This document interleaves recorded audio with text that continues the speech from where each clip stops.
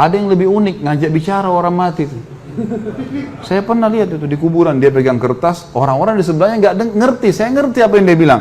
Hai fulan bin fulan, kalau malaikat mungkar nakir datang tanya siapa Tuhanmu, jawablah Allah.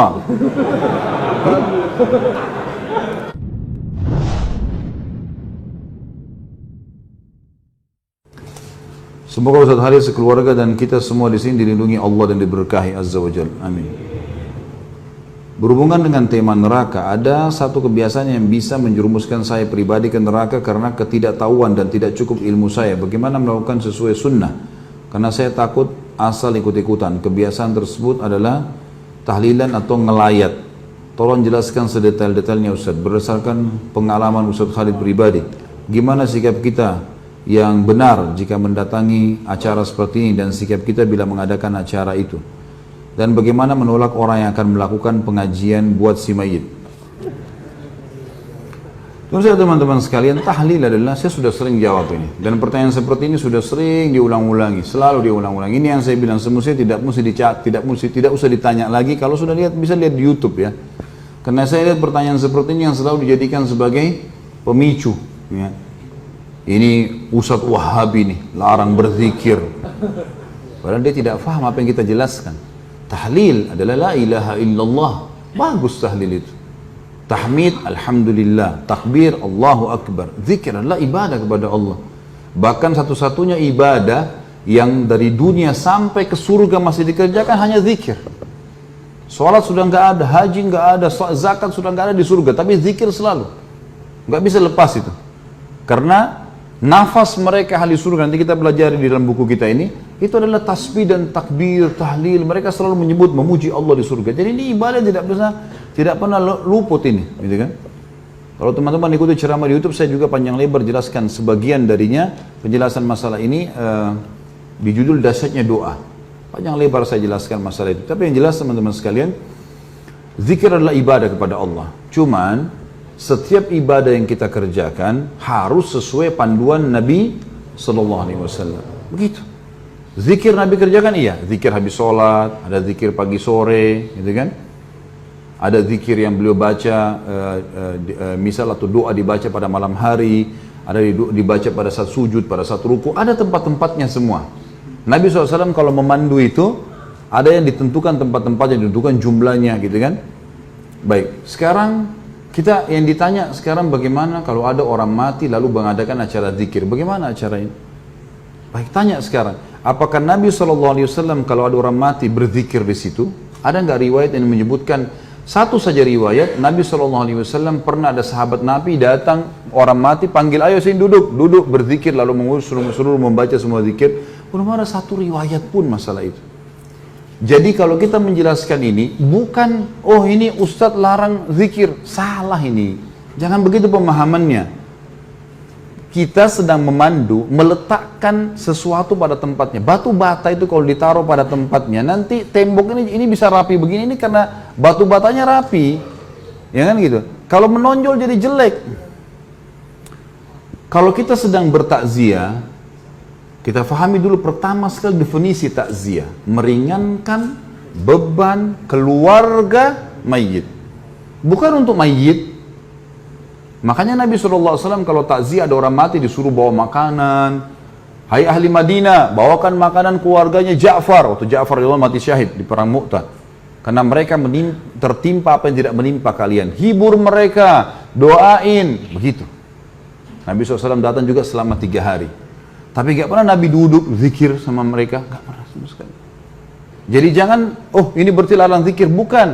Letakkan pada tempatnya saudaraku. Kenapa sih kalau kita contohi Rasulullah SAW, apa ruginya? Gak ada ruginya kan? Sesuai dengan beliau, jadi mudah, jadi simple gitu. Saya pernah jelaskan ini, tapi sekarang saya reviewkan, saya pernah mengalami ada mertua saya meninggal di Jawa Timur. Kemudian pada saat meninggal di rumah sakit, alhamdulillah kebetulan saya pas ada. Kemudian saya panggil adik ipar saya untuk ngurus sama-sama jenazah. Dibawa ke kampungnya di pedalaman di Jawa Timur. Saya pergi ke sana. Kemudian diuruslah jenazahnya. Saya panggil adik ipar saya ajarin caranya, ini begini cara mandikannya segala macam, bersihkan kotorannya. Udah selesai semuanya perawatannya, lalu kemudian kami taruh jenazahnya. Insya Allah sebentar lagi kita akan bawa ke masjid nih. Udah. Ada orang-orang datang semua, kemudian kita bawa ke masjid. Habis sholat di masjid, rupanya ada tradisi-tradisi yang ada. Biasanya orang berdiri dulu, ngomong dulu, segala macam, disuruh saksikan ini orang mati begini, isyhadu dan seterusnya. Khair semuanya gitu. Baiklah, ini waktu orang mertua saya meninggal tidak pernah kita buat gitu. Habis dia disolati, sudah jemaah sekalian, sudah disolati, kita bawa ke masjid. Nabi SAW dalam riwayat dikatakan, solati sahabat langsung sahabat berlumba-lumba memikul jenazah itu. Segera. Lalu kata Nabi SAW, kalau di punggung kalian orang saleh, maka dia, si jenazah itu, ruhnya akan berkata, sungguh gembira, kalian akan membawa dia ke satu tempat yang senang, menyenangkan. Lalu kalau dia orang buruk, maka itu seburuk-buruk yang ada di pundak kalian. Karena dia akan berkata, kemana kalian akan membawanya, sungguh celakalah dia. Begitu seterusnya, sampai dibawa ke kuburan. Lalu Nabi SAW menurunkan jenazah, dan diturunkan jenazah ini, kemudian mereka naik, lalu kemudian ditutup. Itu sunnah Nabi SAW. Maka saya lakukan seperti sunnah ini. Jadi nggak ada lagi dibuka kupingnya, diazanin, panggil anaknya azan, kena azan untuk sholat. Gitu kan. Nggak ada hubungannya sama orang mati. Allah mengatakan, innaka la tusmi'u man fil kubur. Kau tidak akan bisa memperdengarkan orang yang di kuburan, hai Muhammad. Selesai orang mati, mau diazanin untuk apa gitu? Ada yang lebih unik, ngajak bicara orang mati itu. Saya pernah lihat itu di kuburan, dia pegang kertas, orang-orang di sebelahnya nggak ngerti, saya ngerti apa yang dia bilang. Hai fulan bin fulan, kalau malaikat mungkar nakir datang tanya siapa Tuhanmu, jawablah Allah. Kalau antum ada orang meninggal, antum ikut, antum lihat dia pegang kertas, itu dia ngomong sama orang mati biasanya. Kalau datang tanya siapa nabimu, bilang Muhammad SAW. Kalau datang tanya agama, bilang Islam. Jadi dia memandu orang mati. Apa yang mau dipandu ini? Waktu masih hidup ajar gitu, jangan lagi mati.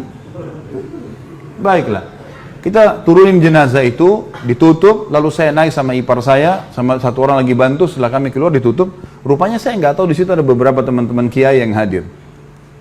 Kemudian setelah itu saya jalankan sunnah Nabi SAW. Apa sunnah Nabi? Nabi SAW waktu pernah mengubur sahabatnya, jenazah sahabatnya, langsung beliau berceramah tentang proses orang mukmin kalau ruhnya mati, maka akan datang 3 malaikat, kiri kanannya malaikat rahmah, membawakan kafan dari surga, malaikat maut dibunuh-bunuh kepalanya mengatakan, hai jiwa yang baik, keluarlah kepada pengampunan Tuhanmu. Lalu ruhnya keluar lebih mudah daripada air dari mulut kendi. Terus saja saya sampaikan, sampai saya sadari, ipar saya menangis, dan orang-orang banyak yang nangis, karena riwayatnya panjang itu, tentang ruh orang beriman keluar, kemudian mengeluarkan bau lebih wangi dari bau kasturi, naik ke langit, semua malaikat menyambut ruh itu. Kemudian terdengar Allah mengatakan, catatkan hambaku ini termasuk penghuni surga, kembalikan dia di dunia, di sana saya ciptakan, di sana pula saya bangkitkan. Lalu diantar ruhnya bersamaan jasadnya dimasukkan oleh kerabatnya. 3 langkah mereka jalan masih terdengar suara sendalnya. Kemudian barulah datang malaikat mendudukkan dia, tanya siapa Tuhanmu, siapa nabimu, apa kitabmu. Kalau dia orang mukmin, kata Nabi SAW, dia akan menjawab, yuthabbitullahu alladhina amanu bil qawli tsabiti fil hayatid dunya wa fil akhirah. Allah akan menetapkan lisan orang-orang beriman untuk menjawab di dunia dan di akhirat. Kata ulama tafsir, di dunia maksudnya adalah kalau ditanya kenapa kamu sholat, kenapa kamu puasa, kenapa kamu haji, kalau dia belajar wahyu dia bisa punya jawaban, gitu kan?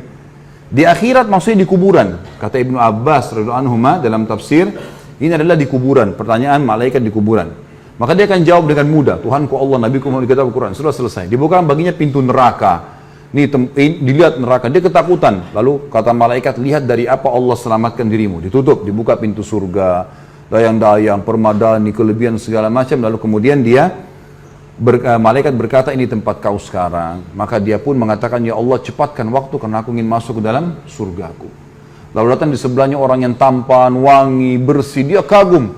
Dia bilang, siapa kamu ini? Sungguh sempurna ciptaan Allah pada dirimu. Dia mengatakan, saya amal soleh yang akan menemani kau sampai hari kiamat. Jadi ibadahnya, sholatnya, semuanya akan menemani dia. Kemudian setelah itu terdengar suara dari langit, Allah mengatakan, bentangkan kuburan hambaku ini seluas pandangan matanya, dan bentangkan jalan ke surganya setiap pagi dan petang. Maka jadilah kuburannya taman dari taman surga. Sebaliknya kalau dia orang kafir atau orang fasik, akan datang 3 malaikat, 2 malaikat penyiksa kiri kanannya membawakan kafan dari neraka, 1 malaikat mau dibunuh-bunuh kepalanya mengatakan, hai jiwa yang busuk, keluarlah kepada murka Tuhanmu. Lalu berserakan di tubuhnya, lalu malaikat menarik dengan keras secara paksa, seperti ibaratnya bulu domba yang dibasahkan lalu dililitkan di pohon berduri dan ditarik dengan keras sehingga berantakan bulu domba itu. Belum sesaat keluar ditangkap malaikat azab, dipakai kain kafan dari neraka, lalu dibawa ke atas. Belum tiba di langit pertama, semua malaikat menolak karena mengeluarkan bau lebih busuk dari bau bangkai. Wa na'udzubillah.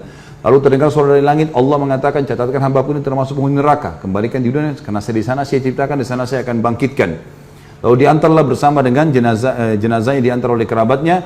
3 langkah dia masih dengar, setelah itu telapak kaki mereka, setelah itu malaikat lain datang di kuburan mengatakan, mendudukkan dia, tanya, siapa nabimu, siapa Tuhanmu, siapa nabimu, apa kitabmu. Dia tidak bisa jawab. Dia hanya mengatakan, atau apa ya, gitu. Saya cuma ikut-ikut dulu orang bilang, gitu. Walaupun dia orang muslim, tapi banyak dosanya, tidak sempat tobat begitu. Lalu dibukakan baginya pintu surga, dia kagum, tercium bau yang wangi. Lalu malaikat bilang, lihat dari apa kamu haramkan dirimu. Kamu bisa di sini, tinggal sholat, tinggal puasa, tinggal patuh, selesai, gitu kan? Masuk sini. Tapi ditutup sekarang. Ini tempat kau sekarang, neraka dibuka dengan siksaannya segala macam. Maka dia berdoa mengatakan, ya Allah jangan kau cepatkan waktu karena aku tidak ingin masuk ke dalam nerakaku. Lalu datang di sebelahnya orang yang buruk tampangnya, baunya busuk, menakutkan. Dia bilang, pergi kamu. Siapa kamu ini? Sungguh buruk ciptaan Allah pada dirimu. Maka dia mengatakan, saya amal buruknya akan menemani kau sampai hari kiamat. Kemudian datanglah malaikat yang tidak punya pendengaran dan penglihatan. Ini Allahu alam, Allah lebih tahu maknanya, tapi kita imani, gitu kan? Membawa sebuah besi yang kalau seluruh jin dan manusia bersatu untuk membalikkan, mereka tidak akan mampu. Yang akan dihantamkan ke kepala jenazah ini, kemudian dia hancur, lalu diutuhkan kembali, begitu terus sampai hari kiamat. Itu keadaannya. Maka riwayat ini saya sampaikan teman-teman sekalian, pada saat itu ternyata ada yang sempat menangis. Ya. Setelah itu kami pulang, dan saya bilang sebelum pulang, bapak-bapak sekalian, kami membuka rumah orang tua kami untuk takziah selama 3 hari. Sunnah Nabi SAW takziah itu adalah begini, datang, doakan, sabarkan kami, dan lagi berminat membawa makanan silakan. Kami tidak siapkan makanan dan minuman, karena sunnah Nabi SAW begitu. Alhamdulillah 3 hari itu nggak ada acara apa-apa, nggak ada ribut-ribut, nggak ada. Orang datang, doakan kita, pergi, bawa makanan, pergi.